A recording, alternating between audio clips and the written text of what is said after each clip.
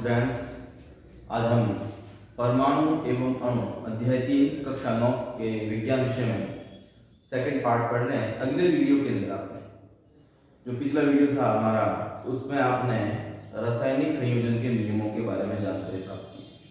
रासायनिक संयोजन के नियम दो होते हैं। एक नियम था जिसको कहते हैं द्रव्यमान संरक्षण का नियम, और एक नियम था जिसका नाम था स्थिर अनुपात का नियम। द्रव्यमान संरक्षण के नियम में क्या था कि द्रव्यमान संरक्षण में कोई भी पदार्थ जो रासायनिक अभिक्रिया में हिस्सा ले रहा है, उस पदार्थ को द्रव्य कहते हैं, और द्रव्य हमेशा परमाणुओं से निर्मित होता है। तो जो भी पदार्थ रासायनिक अभिक्रिया में भाग लेता है तो उसमें द्रव्यमान का न तो सृजन होता है न ही विनाश होता है। ये पहला नियम था रासायनिक संयोजन का। दूसरा नियम था स्थिर अनुपात का नियम। स्थिर अनुपात के नियम में क्या था कि स्थिर अनुपात के नियम में जितने भी पदार्थ रासायनिक अभिक्रिया में हिस्सा लेके बनते हैं, उनके द्रव्यमानों के जो अनुपात है हमेशा सदैव हर जगह पर समान रहते हैं, भले वो किसी भी स्थान से प्राप्त क्यों न किया गया हो। इन दो नियमों के बारे में हमने पिछले वीडियो के अंदर जानकारी प्राप्त की थी। अब हम आगे बढ़ते हैं। जब ये दोनों नियम तैयार हुए थे, इन दोनों नियमों के अंतर्गत सबसे बड़ी समस्या ये थी कि यह दर्शन के ऊपर यानी कि दार्शनिकता के रूप में आधारित थे। इसकी युक्ति संगत व्याख्या नहीं की हुई थी। इस युक्ति संगत व्याख्या न करने के कारण जितने भी दार्शनिक थे वो विचारबद्ध नहीं थे कि क्या इस जो हमने रासायनिक संयोजन के जो नियम दिए हैं उनकी क्या युक्ति संगत व्याख्या हो सकती है। और उस व्याख्या को किया था अंग्रेज रसायनज्ञ जॉन डाल्टन ने सन 1808 में। इन दोनों नियमों के आधार पर द्रव्य को पूर्ण रूप से परिभाषित किया, और पूर्ण रूप से परिभाषित करने के पश्चात अपनी परमाणुता के संबंध में अपने जितने भी मत है वो प्रस्तुत किए। इनके जितने भी नियम थे वो नियम आपके रासायनिक संयोजन के नियमों के ऊपर आधारित थे। रासायनिक संयोजन के नियमों के ऊपर उसका आधार तैयार किया हुआ था। उन्होंने यह बताया कि जितने भी द्रव्य हैं वे द्रव्य एक पूर्ण रूप से रासायनिक संयोजन के नियमों में स्थिर अनुपात और द्रव्यमान के सृजन और विनाश की स्थिति के आधार पर ही निर्मित होते हैं। जॉन डाल्टन सन 1808 के अंदर उन्होंने अपनी पूरी जो प्रक्रिया है वह प्रस्तुत की थी। जॉन डाल्टन ने 1808 में अपने पूरे विचार को प्रस्तुत किए थे। इनका जन्म 1766 में एक जुलाहा परिवार में हुआ था। 12 वर्ष की आयु में परिवार की जीविका चलाने के लिए एक शिक्षक के रूप में ये नियुक्त हो गए थे।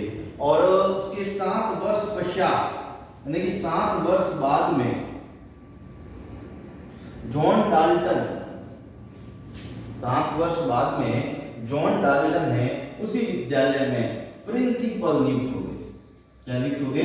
प्रिंसिपल नियुक्त हो गए। उन्होंने अपने विज्ञान विषय के अंदर रुचि के कारण कई प्रकार के शोध कार्य शुरू किए। उन शोध कार्यों के लिए वो मैनचेस्टर चले गए, और इसी मैनचेस्टर में जाने के बाद उन्होंने परमाणु के संदर्भ में भी अपनी कुछ व्याख्या दी, जिसको डाल्टन के परमाणु सिद्धांत के रूप में माना जाता है। यानी डाल्टन का जो परमाणु सिद्धांत था, उन्होंने भी महर्षि कणाद और पपुदा तातायाम, ल्यूलिपस, डेमोक्रिटस इनके विचारों पर ही आबद्ध होकर उन्होंने भी यही बात बताई थी कि परमाणु एक ऐसा अविभाज्य कण है द्रव्य का जिसको हम विभाजित नहीं कर सकते, उसको हम अंतिम कड़ी में टुकड़ों में तोड़ नहीं सकते, उसको हम विभाजित नहीं कर सकते, वह परमाणु है। जॉन डाल्टन के अनुसार भी परमाणु वही था। उसके आधार पर उन्होंने अपने नियम के अंदर, अपने सिद्धांत के अंदर बहुत सारी विवेचनाएं हैं वो प्रस्तुत की। डाल्टन का परमाणु सिद्धांत। डाल्टन के परमाणु सिद्धांत में उन्होंने भी परमाणु के संदर्भ में वही बात कही थी कि परमाणु एक अविभाज्य कण है जिसको हम विभाजित नहीं कर सकते। उसी के आधार पर उन्होंने अपने परमाणु सिद्धांत के कुछ बिंदु बताए थे। पहला बिंदु है सभी द्रव्य परमाणुओं से निर्मित होते हैं। द्रव्य के बारे में मैंने बताया था। द्रव्य बोलते हैं पदार्थ को, यानी कि जितने भी पदार्थ इस प्रकृति के अंदर हैं वो सभी परमाणुओं से निर्मित होते हैं। जो कि रासायनिक अभिक्रिया में भाग लेते हैं। रासायनिक अभिक्रिया यानी कि आपस में जब दो परमाणु या दो तत्व जब जुड़ेंगे और नए एक तत्व की उत्पत्ति करेंगे तो वो रासायनिक अभिक्रिया बनती है। और उस रासायनिक अभिक्रिया में जब भी कोई भी परमाणु भाग लेगा तो उस द्रव्य को निर्माण करेगा, लेकिन द्रव्य के निर्माण के लिए परमाणुओं का होना जरूरी है और परमाणुओं से ही सभी द्रव्य निर्मित होते हैं। जैसे जल, जल एक प्रकार का पदार्थ ये द्रव्य है। जल निर्मित करने के लिए हाइड्रोजन प्लस ऑक्सीजन दो प्रकार के पदार्थ होते हैं परमाणुओं के संदर्भ में और H2O का निर्माण होता है। कार्बन डाइऑक्साइड गैस के रूप में पदार्थ है। कार्बन डाइऑक्साइड के दो भाग जब आपस में जुड़ते हैं तब कार्बन डाइऑक्साइड का निर्माण करते हैं कार्बन और ऑक्सीजन के स्वरूप में। यानी कि जितने भी द्रव्य हैं वो परमाणुओं से ही बनते हैं। ये जितने भी द्रव्य हैं ये सब परमाणुओं से बने हुए हैं और जो रासायनिक अभिक्रिया में हिस्सा लेते हैं। जो रासायनिक अभिक्रिया में क्या करते हैं? हिस्सा लेते हैं। दूसरा है परमाणु अविभाज्य सूक्ष्मतम कण है, जिसको रासायनिक अभिक्रिया में भाग तो लिया जाता है लेकिन उसके साथ में उसका कोई छेड़छाड़ नहीं होती है। जैसा जितना स्वरूप में वो उस रासायनिक अभिक्रिया में हिस्सा लेता है उतने ही स्वरूप में वो उसके साथ जुड़ता है, तो उसका सृजन होता है और नहीं उसका क्या होता है? विनाश होता है। यानी कि दूसरा नियम है रासायनिक अभिक्रिया में, रासायनिक अभिक्रिया में परमाणुओं के द्वारा परमाणुओं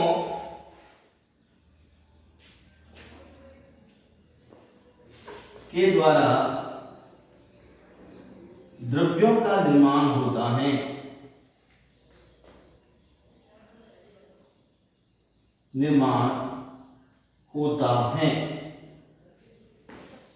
ये द्रव्य परमाणु से निर्मित होते हैं।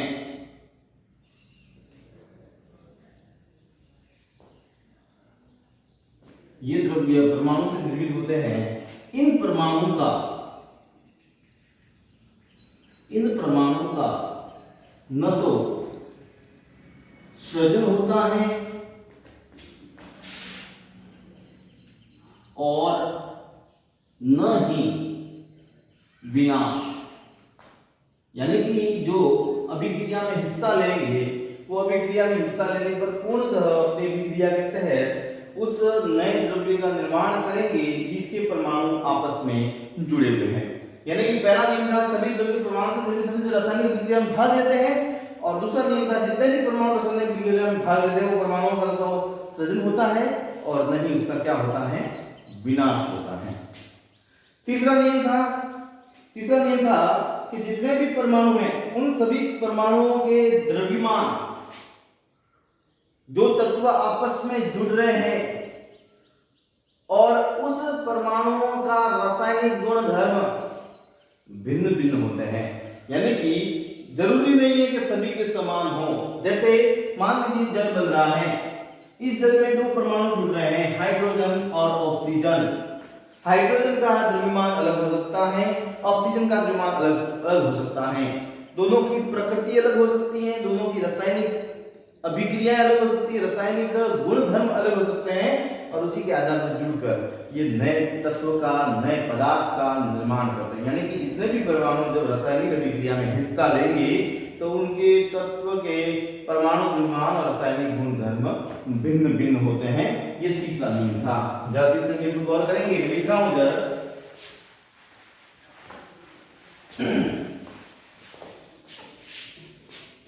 तीसरा नियम है कि रासायनिक अभिक्रिया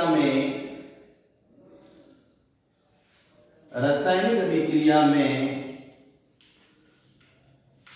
भाग लेने वाले परमाणु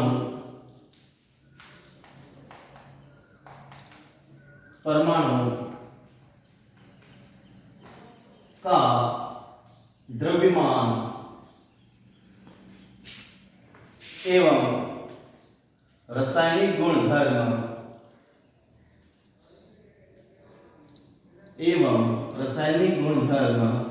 भिन्न भिन्न होते हैं।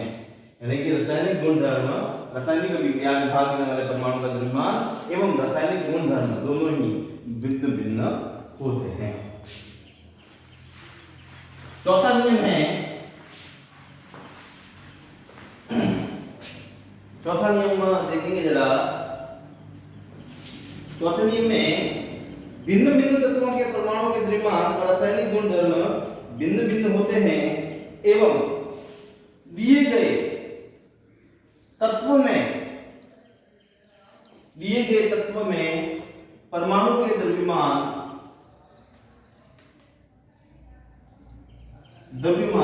एवं रासायनिक गुणधर्म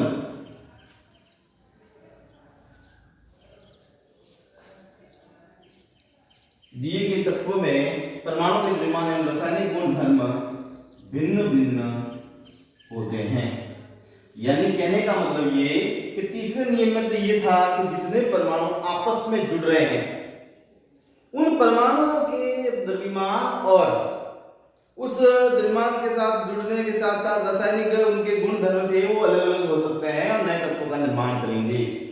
उसी अनुसार जो तत्व दिया हुआ है उस तत्वों का द्रव्यमान, जो तत्व हैं उन तत्वों का द्रव्यमान, जो रासायनिक अभिक्रिया में हिस्सा ले रहे तत्व हैं उन तत्वों के द्रव्यमान और रासायनिक गुणधर्म भी भिन्न भिन्न हो सकते हैं।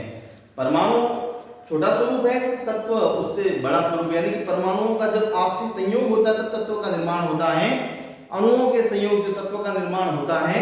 तो उन तत्वों के निर्माण में परमाणु के द्रव्यमान और रासायनिक गुणधर्म है वह भिन्न भिन्न होते हैं। पांचवा नियम था उनका कि भिन्न भिन्न तत्वों के परमाणु परस्पर छोटी पूर्ण संख्या के अनुपात में संयोग कर यौगिक बनाते हैं। यानी कि जो भिन्न भिन्न तत्वों के परमाणु हैं, तत्वों के परमाणु एक पूर्ण संख्या में संयोग कर, एक पूर्ण संख्या में संयोग कर या संयोग कर, एक ही बात है, संयोग कर, मैं लिख देता हूं इधर, संयोग करके, संयोग कर भिन्न भिन्न तत्वों के परमाणु एक पूर्ण संख्या में संयोग कर एक पूर्ण यौगिक का निर्माण करते हैं। पूर्ण यौगिक का क्या करते हैं? निर्माण करते हैं। कहने का तात्पर्य यह है कि जितने भी तत्व हैं जब वह आपस में संयोगित होंगे, रासायनिक अभिक्रिया में आपस में जुड़ेंगे, तो जुड़ने की स्थिति में हमेशा पूर्ण संख्या में ही जुड़ेंगे, आधी अधूरी संख्या में नहीं जुड़ेंगे। यानी कि अगर तत्व का परमाणु 1, 2, 3, 4 इस प्रकार की पूर्ण संख्याओं के अंदर ही वह आपस में संयोग करेंगे, 2 परमाणु, 3 परमाणु, 4 परमाणु, 10 परमाणु, जितने भी परमाणु जुड़ रहे हैं वो सब पूर्ण संख्या में संयोग करेंगे और एक पूर्ण यौगिक का निर्माण करेंगे। ये जॉन डाल्टन के परमाणु सिद्धांत का 5वां नियम था। छठा नियम है कि किसी भी यौगिक में परमाणुओं की सापेक्ष संख्या और उसके प्रकार हमेशा निश्चित होते हैं। यानी कि कोई भी रासायनिक अभिक्रिया हो, उस रासायनिक अभिक्रिया में कोई भी रासायनिक अभिक्रिया हो, उस रासायनिक अभिक्रिया में कोई भी रासायनिक अभिक्रिया में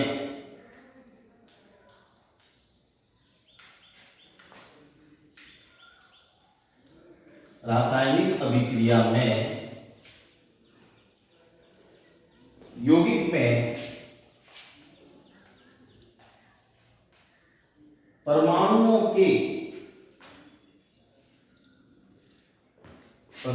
के सापेक्ष संख्या एवं प्रकार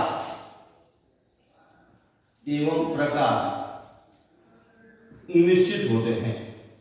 यानी कि जो भी यौगिक बनेगा वह यौगिक जिस परमाणुओं से जुड़कर बना है वह किसी भी स्थान पे जाओ उसी परमाणुओं से उतनी ही संख्या में जुड़ेगा और उसी प्रकार के पदार्थ का निर्माण करेगा। इसमें किसी प्रकार का फेरबदल नहीं होगा। तो जो भी यौगिक है उसमें परमाणुओं की जो सापेक्ष संख्या होगी, जैसे जल है तो जल की सापेक्ष संख्या H2O, हाइड्रोजन के 2 और ऑक्सीजन का 1 अणु आपस में संयोजित करके जल बनाएगा। अमोनिया है NH3 नाइट्रोजन का एक अणु हाइड्रोजन के 3 अणु आपस में जुड़कर अमोनिया का निर्माण करेंगे। तो इसी प्रकार से जितने भी तत्व हैं जो यौगिक के रूप में निर्मित होते हैं, तो उनमें जो परमाणु है उनके सापेक्ष जो संख्या है वो संख्या हमेशा निश्चित होती है, उसका प्रकार भी निश्चित होता है, यानी कि वही परमाणु आपस में जुड़कर नए यौगिक के निर्माण की प्रक्रिया है वो पूर्ण करेंगे।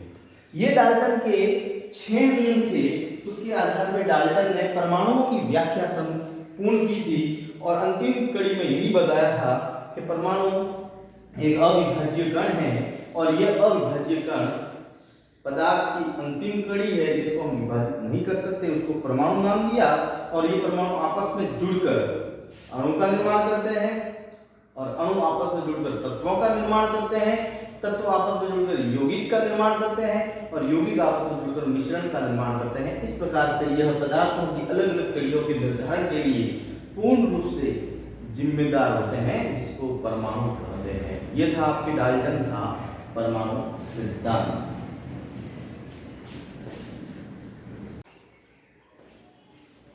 आइए एक सवाल हल करते हैं। अभी तक हमने पढ़ा है रासायनिक संयोजन के नियम में द्रव्यमान संरक्षण का नियम और स्थिर अनुपात का नियम। तो उसका ही एक क्वेश्चन है यहाँ पर, जरा आप ध्यानपूर्वक देखेंगे और इसको अपनी नोटबुक में उतारेंगे। प्रश्न क्या दिया हुआ है कि एक अभिक्रिया है, उस अभिक्रिया में 5.3 ग्राम की मात्रा में सोडियम कार्बोनेट जुड़ रहा है, 6.0 ग्राम की मात्रा में एसिटिक अम्ल जुड़ रहा है। जब ये दोनों आपस में संयोगित करेंगे तो क्या बनाएंगे? 2.2 ग्राम कार्बन डाइऑक्साइड बनाएंगे, 8.2 ग्राम सोडियम एसीटेट बनाएंगे और 0.9 ग्राम जल उत्पाद के रूप में उनको प्राप्त होता है, यानी कि एक मात्रा दे दी गई है।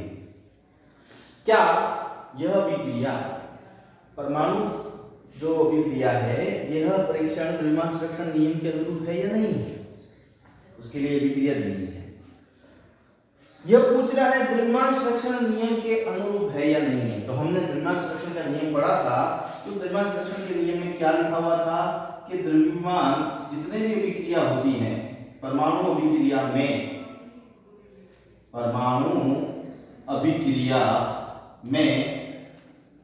द्रव्यमान का न तो सृजन किया जा सकता है, न तो सृजन किया जा सकता है और न ही विनाश किया जा सकता है, यानी कि उसका रूप परिवर्तित जरूर हो सकता है लेकिन न तो परमाणु को बना सकते हैं न बिगाड़ सकते हैं। तो कहने का मतलब यह है कि अभिक्रिया में अभिकारकों का जितना मान परमाणु द्रव्यमान का होगा उतना ही उत्पाद में भी मिलना चाहिए, तब ये द्रव्यमान संरक्षण के नियम के अनुरूप होगा। तो यहाँ देखते हम 5.3 ग्राम सोडियम कार्बोनेट प्लस 6.0 ग्राम एसिटिक अम्ल इक्वल टू सोडियम एसिटेट आपके 8.2 ग्राम, उसी प्रकार कार्बन डाइऑक्साइड 2.2 ग्राम और जल उत्पाद 0.9 ग्राम के रूप में मौजूद हैं। जरा इनको प्लस करते हैं, 6 और 5 11, टोटल 11.3 ग्राम अभिक्रिया में हिस्सा ले रहा है, 11.3 ग्राम अभिक्रिया में हिस्सा ले रहा है और बनने वाले उत्पाद का परमाणु क्रमांक कितना है? 8 और 2 10, 10 और 9, 9 और 2 11, 11 और 2 13, हासिल करें 9 और 11 11.3 ग्राम, यानी कि जो रासायनिक अभिक्रिया में हिस्सा ले रहा है उनके जितने भी अभिकारक जुड़ रहे हैं उनका पूर्ण परमाणु द्रव्यमान 11.3 ग्राम है और बनने वाले उत्पाद का भी पूर्ण परमाणु द्रव्यमान 11.3 ग्राम ही है, यानी कि दोनों का परमाणु द्रव्यमान समान है। अतः यह अभिक्रिया द्रव्यमान संरक्षण के नियम के अनुरूप होती है, नियम के अनुरूप है।